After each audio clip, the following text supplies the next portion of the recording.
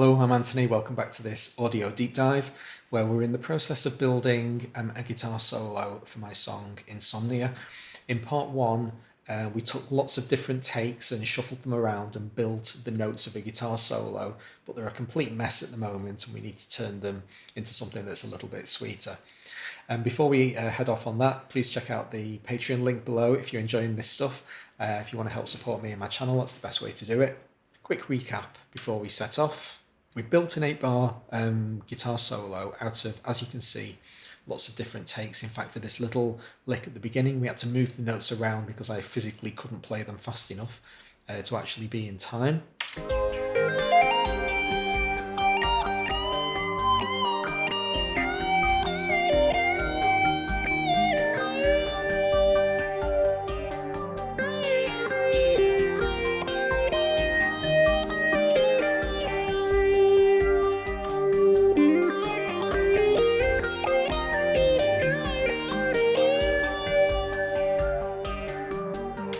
And this end section was a bit of a Frankenstein's monster from lots of different takes. Now I'm getting rid of the stuff that we don't need, but be careful when you do. Can you see we've got these two events stuck together here? When I delete this part here, I've just done this and then undone it in order to show you what happens. I haven't cut where I needed to cut, and so part of the data that I needed was going to be inadvertently deleted if I didn't take the appropriate steps. I need to cut that up, and now I can safely delete the event data that I don't need. Same over here actually. The take 50 overrides take 38 and chops it hard. Completely unexpected, as you can see, because I'm literally cutting it in the middle of a note, but since it sounds good, I'm perfectly happy to live with it. I'm just going to chop that up arbitrarily, get rid of the rest of it, make sure I've not done any damage.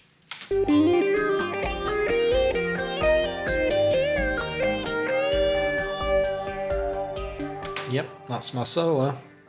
So today's going to be a two-part affair. The first one is getting all the notes in the right place, audio warp and crossfading. Once we've got all of the notes sounding good, we'll glue them all together, make one continuous event, and then we'll nip into vary audio to see whether or not we need to fix any of the pitch bends. I might have been slightly flat or high when I've done a note bend. That's right at the very end. Back into solo mode, don't need the rest of the song for this part of the editing.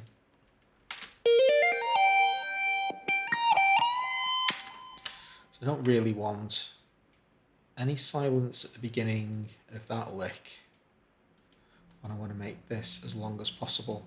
However much of that note was carrying on, I want to hear it all.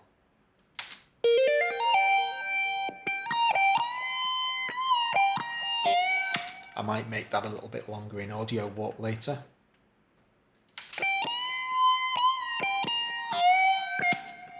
That sounded pretty decent actually.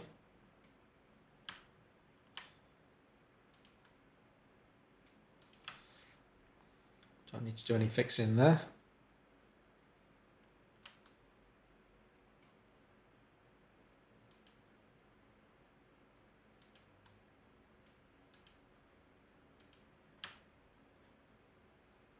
So I want to make two cuts on these events, but I want them to be identical, so I can use the comp tool to do that. Just press the Alt key and it'll cut both events at the same time. The most important thing is not to chop anything off take 38's note. I'm much less interested in the end of this note. We can fade that shortly. Then we've got this ugly thing where the note that's being played literally gets hard cut. Do the same thing, get my comp tool, press the Alt key, right up to the beginning of where that new note begins. Get rid of all the silence. It's going to give this note as much as possible. When we crossfade them together, it's going to be as accurate as we can make it. And this is pretty much absolutely fine. By me manually adjusting the positions of the starts and ends of the events, it means that when I enter the crossfade, it's going to be completely under my control. I can literally crossfade the tiniest amount just to prevent sample clicks. I'm not leaving it up to Cubase to decide how much of these notes I want. Just remind myself what's going on over here. Okay. I obviously don't want any of that, which means I want more of that. Do I?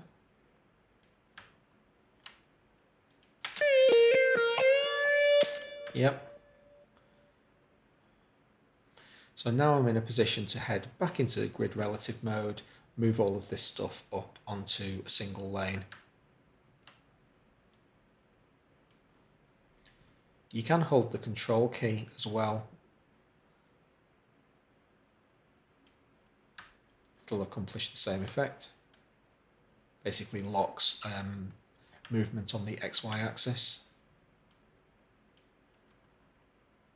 Now I'm going to maintain completely manual control of the crossfades. You can select the entire range of events and have Cubase do it for you, but for the sake of a few seconds, I'd rather do it manually.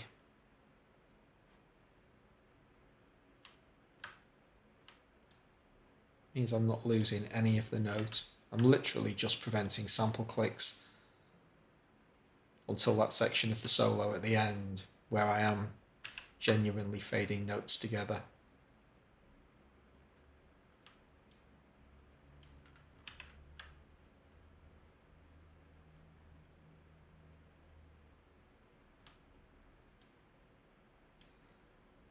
Doesn't matter that there's a gap, because I know what the underlying data is.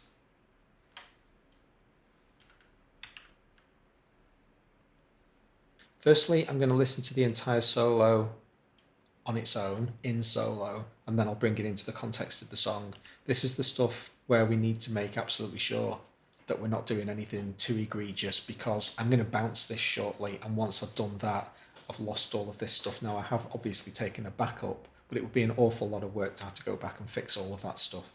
I really want to hear this absolutely dry.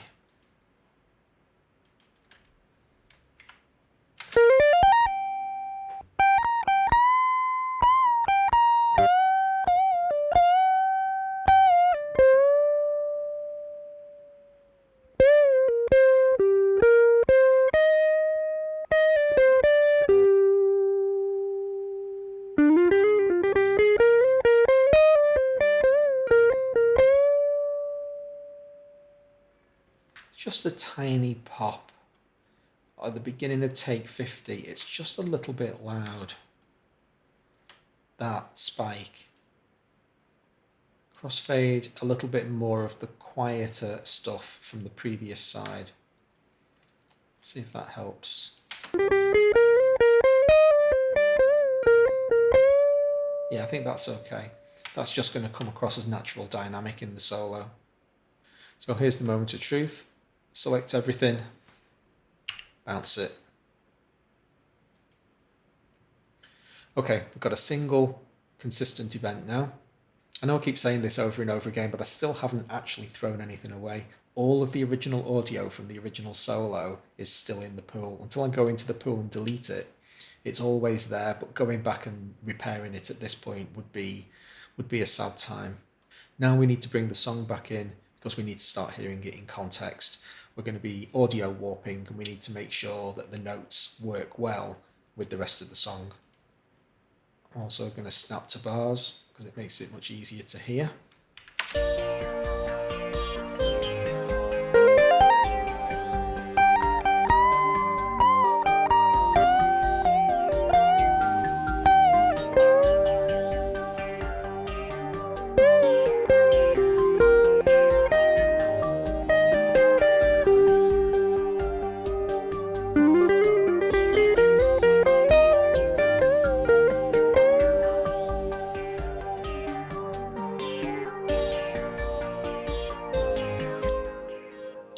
Okay, audio warp time. I always work in 2-bar sections.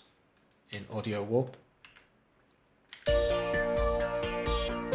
It allows me to select the event in the lower window, press the zoom to locators, and it's just a perfect amount of data to work with. You get really nice, clearly delineated audio warp markers. Everything's really easy to see. So engage audio warp, and we're away.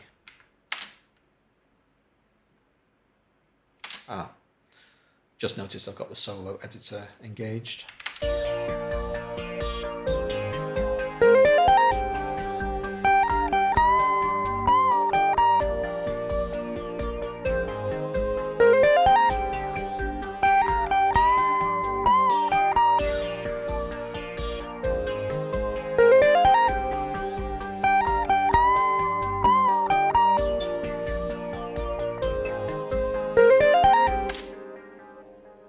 Move forwards 1 bar, and away we go again.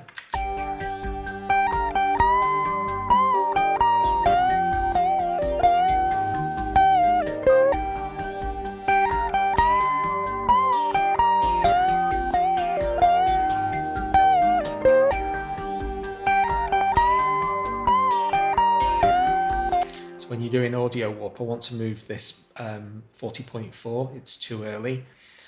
Make sure that you set an anchor on the previous note so that that doesn't move as well. That's basically the last anchor that it'll use.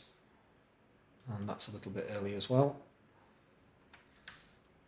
Now, because that's going to be a problem, I'm going to need to set an anchor at the end of the note as well. Otherwise, when I move the note that I'm currently hovering my cursor over, it will shift the entire solo backwards in time. I don't want to do that.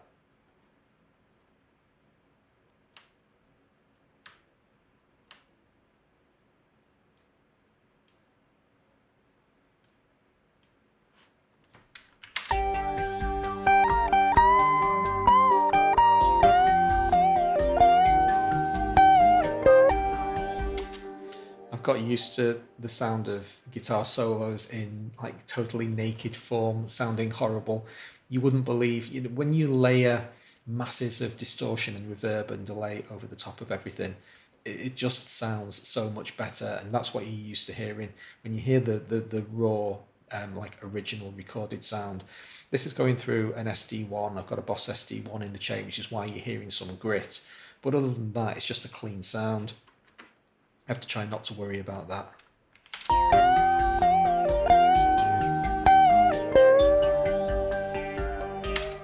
That's fine. So I basically move forward 1 bar at a time, reset my zoom to locators.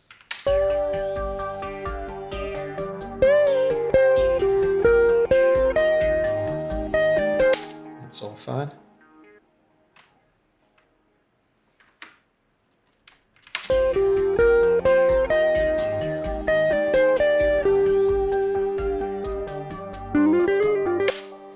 Do I want to correct those 2 notes? They're a little bit lazy, but that might be okay. Yeah, I'm going to leave them.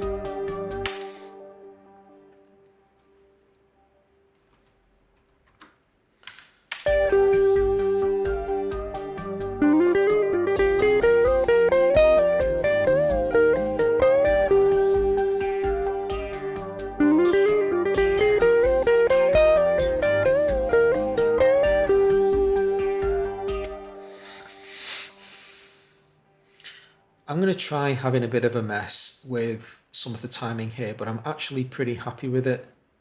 For the composite like Frankenstein monster that it is, it's actually fitting together really nicely. And I want to try to close that gap up a little bit. But I'm perfectly happy to undo all of these changes if necessary, if I lose the feeling of it being played. I mean, it was all played. Can't do that. Just not all at the same time.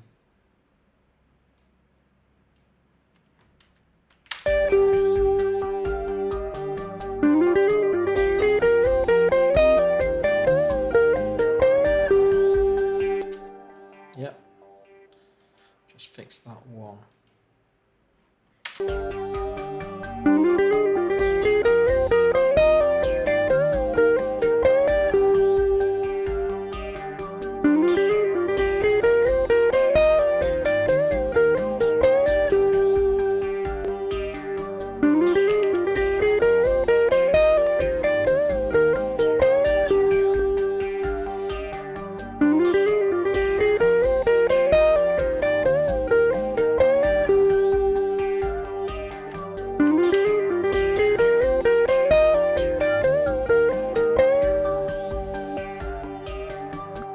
And there we have it. Okay, that's fully audio warped. Now the final stage, vary audio. Let's have a look at the pictures. Got zoom in vertically set on a hotkey, which I highly recommend because it's incredibly annoying.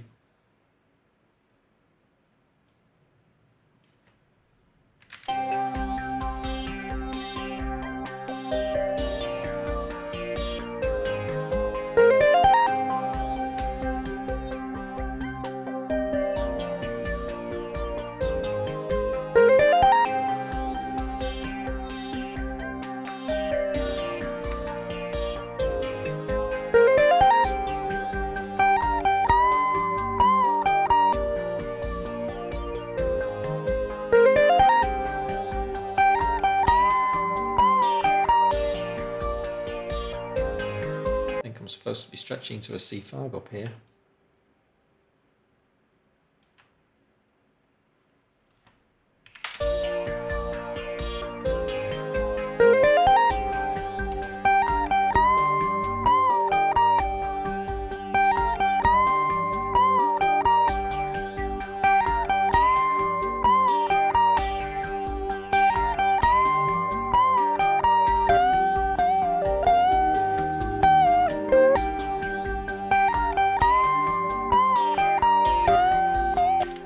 Again, this is a G4. I'm holding shift down here as I drag with my mouse to give me very fine control.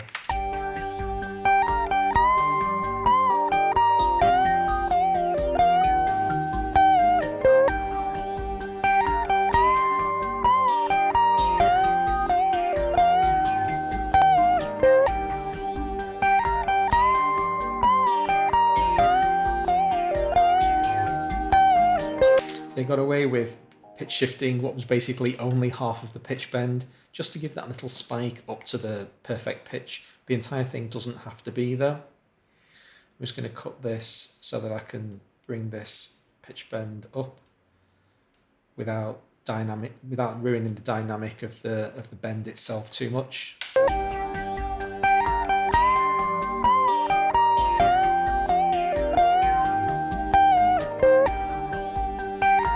It takes a little bit too long to get there, just a slightly lazy bend, so I'll just pull it in a bit.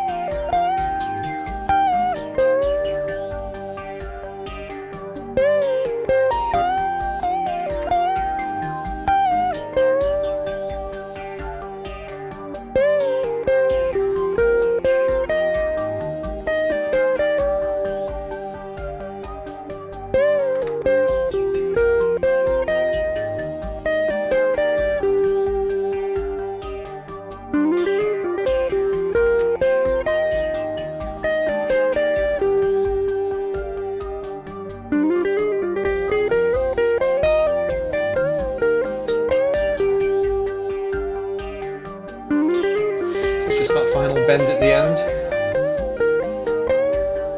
You can see I'm a little bit flat, it's supposed to be a D4. So I want to maintain the dynamic of the bend itself almost completely intact, and then shift the note itself. There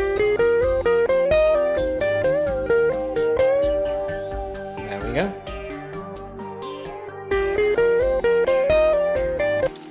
Here's that loud note. I'm going to cut this segment in half and just drop the volume of this upper note a little bit. It's not quite so spiky.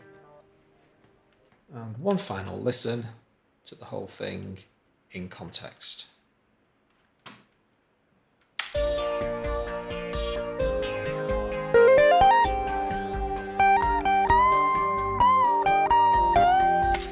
You know what? that note at the beginning. I said I might have to fix it in Vari Audio. I'm going to have a go at seeing if I can boost the volume of it a little bit. I'm actually going to do it with automation rather than in Vari Audio though.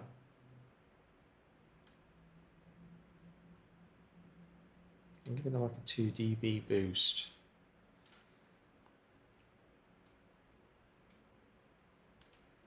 And then bring it back down again before the next note starts.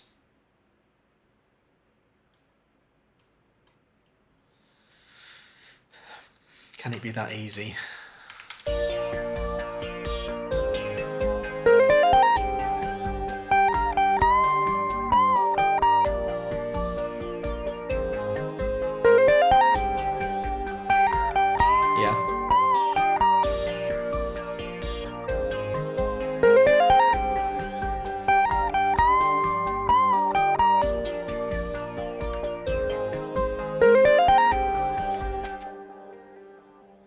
Bring all the inserts back in, and let's just have a look. Let's just have a listen to that transition before we play the whole thing. This is about the 5th time when I've pressed play, wanting to listen to the whole solo, and just getting this right with in the context of the effects being back in. I've just put the effects back in. It's just proving a little bit more difficult than I'd wanted.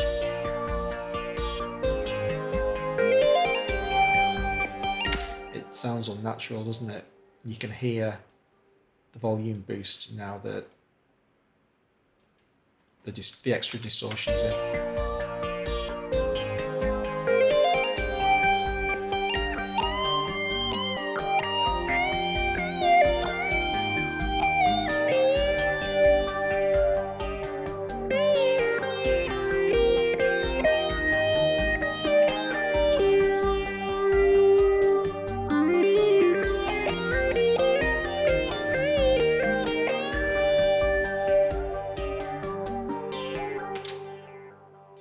That's the solo finished. Hope you enjoyed the episode. If you did, please hit the like button, and I'll see you for the next one. Thanks very much for watching.